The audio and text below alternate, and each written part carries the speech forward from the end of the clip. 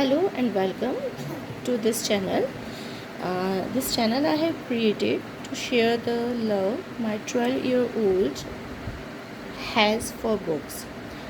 She is an avid book lover and she is mostly into English literature. So I will discuss here what she thinks about her latest reads, chapter by chapter, till she herself developed the courage to talk on this platform. uh, one thing I want to share here that we are not native English speaker, so there must be many grammatical errors. So I will try to avoid, but if they are there, then please try to ignore them. Okay, so right now she is completely into this book, The Secret Garden. uh, a very classic written by Francis Hodgson Burnett, and I had learned rhyme when I was in grade 1 or pre-primary. It was like, Mistress Mary, quite contrary, how does your garden grow, with silver bells and cockle shells and marigold all in a row. And I had no idea that this rhyme belongs to this book. I had no idea, but since last 5 or 6 months, sorry, she is completely hooked with this book, and she sleeps with this book, keeps this book under her pillow. She is in love with this book. So we will discuss today the first chapter of this book, No One Left Alone. The first chapter is, yes, there is no one left. Okay, so she has written a little summary of the chapter. I will show you here, and I will read from that.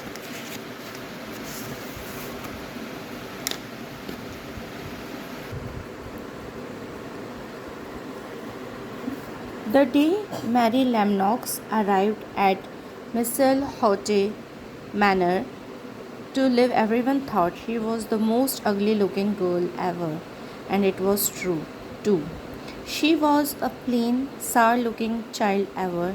She had a thin little face and a thin little body, a sour expression, and thin light hair.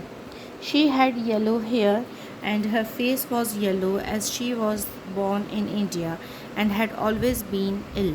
Her father used to hold a position under the English government and had always been busy and ill himself. And her mother was a pretty creature and only cared to go to parties and amuse herself. She didn't want a little girl at all, and as soon as Mary was born, she gave it to an ayah, who, if she wished to please the Mem Sahib, had to keep the baby out of sight. Mary was used to have her way because if she cried, the Mem Sahib would get angry.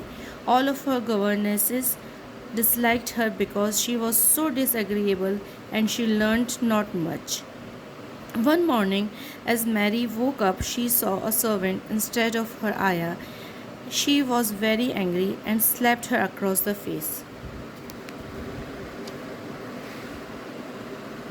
When that when she didn't get any answers from her about where her ayah was. Afterwards, she went out and sat making heaps of sand and stuck flowers in them. When her mother name came there with a fair young man whom Mary knew. The little child stared at him, but she stared mostly at her mother, because the Mem Sahib, that was what she mostly called her, was such a pretty, slim, and beautiful thing with curly, silky hair and large, laughing eyes. She wore thin, long dresses which Mary said were full of lace, but currently her eyes were large and scared, and she was talking in a terrified whisper. Suddenly, a wailing went past which made Mary shiver from head to toe, and it was after that she knew what was happening. Cholera had broken in its most fatal form, and people were dying like flies. Her ayah was taken ill and was fallen ill and that night, and it was because she had died was the reason there was wailing and crying. Mary went to her nursery and cried a little, then fell asleep. After a while she woke up and was feeling hungry, so she went to the dining room where the diners had rose up and leaving a meal due to a partly ate meal due to a horrifying reason.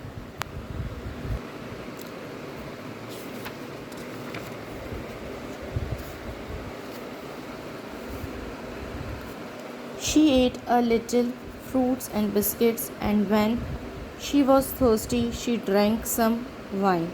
Made her drowsy, and she fell asleep on her bed.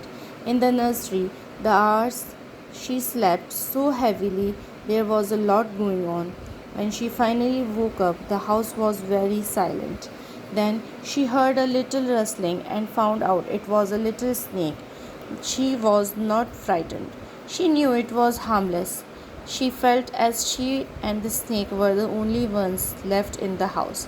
She suddenly heard footsteps on the porch and the whisper then the veranda. It was her father's colleague and was opening the doors and talking to someone at the same time. When he opened to the nursery, he almost fell back when he saw her standing in the middle of the room and called someone and talked to him. And it was then she knew that she had neither father nor mother left. Most of the servants had died, and those who were left had run away. Everyone had forgotten her. It was indeed true, she and the snake were the only ones left. So this is end of the chapter 1. In the next video we will meet with the summary of chapter 2. Till then, goodbye.